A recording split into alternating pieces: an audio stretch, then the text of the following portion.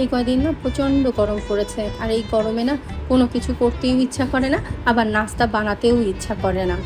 যাই হোক, বড় ছেলে তো একটু ডায়েট করছে, সেজন্য ও একটু হালকা পাতলার উপরে নাস্তা করছে। আর আমিও ভাবলাম কিছুই নাস্তা করব না, একটু জুস খাই আর সেই সাথে একটু বাকরখানি খাই। নাস্তা খেতে খেতে বারবার ঘড়ির দিকে তাকাচ্ছিলাম, আমার হেল্পিং হ্যান্ড এখনও আসেনি।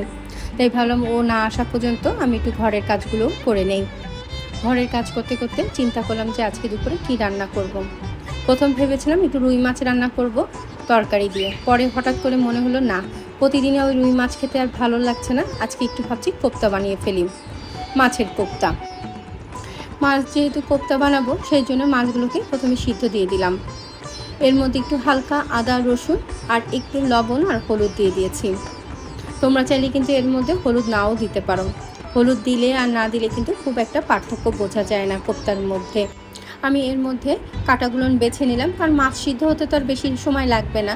আসলে মাছের কোপ্তা যে কোনো মাছ দিয়েই হয়, তুমি চাইলে কিন্তু পাঙাশ মাছ দিয়েও করতে পারো, কিংবা কাতলা মাছ দিয়ে, যে কোনো মাছ দিয়েই করা যায়। তবে আমি এখানে বাইন্ডিংয়ের জন্য দিয়েছি কর্নফ্লাওয়ার, এখানে আর বেসন ব্যবহার করিনি, যেহেতু মাছ তো নরম জিনিস। আর মাছের মধ্যে দিয়েছি আদা রসুন আলু, তারপরে একটু ধনিয়ার গুঁড়া, তারপরে একটু গরম মশলার গুঁড়ো আর পেঁয়াজ দিয়েছি, কাঁচামরিচ কুচি করে দিয়েছি। কোপ্তা ভাজার সময় একটু ডিমের সাদা অংশে গড়িয়ে নিয়ে তারপর ভেজেছি। মাছ তো নরম, সেই জন্য মাছ খুলে যাওয়ার সম্ভাবনা আছে। আমি এই কোপ্তাটা রান্না করব পুরোটাই সরিষার তেল দিয়ে। এখানে কিন্তু সয়াবিন তেল দিয়েও রান্না করা যায়, তবে আমার কাছে মনে হয় মাছ তো একটু সরিষার তেল দিলে কিন্তু বেশি মজা হবে। আর এখানে আমি সমস্ত সব ধরনের মশলা দিয়েছি, তার মধ্যে আমি টমেটো চপ করে দিয়েছি আর একটু গরম মশলার গুঁড়ো দিয়েছি। মেহমান খেলে কিন্তু আমি এখানে টমেটো পেস্ট করে দিতাম, কিন্তু যেহেতু আমরা নিজেরা খাবো তো সেই জন্য আমরা এত কষ্ট করিনি। মাছের কোপ্তা রান্নাটা শিখেছি কিন্তু আমার বড় বোনের কাছ থেকে। আমার ভাই বোনরা না এত সুন্দর রান্না জানে, ওদের পাশে কিন্তু আমি কিছুই না। ওদেরকে যখন দাওয়াত দিই আমি খুব টেনশানে থাকি, কারণ প্রত্যেকটা রান্না ভালো হচ্ছে কিনা, পারফেক্ট হচ্ছে কিনা।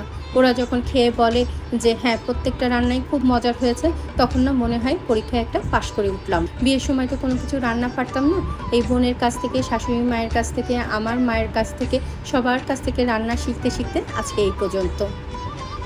মাছের কোপ্তাটা খেতে কিন্তু অনেক মজা হয়েছিল, মনেই হচ্ছিল না যে আমি মাছের কোপ্তা খাচ্ছি। আমার ছোট ছেলে কিন্তু মাছ খায় না, মাছের কোপ্তাটা কিন্তু খুব পছন্দ করে। আজকে এতটুকুই। সবাই ভালো থেকো, সুস্থ থেকো আর নিজের প্রতি খেয়াল রেখো।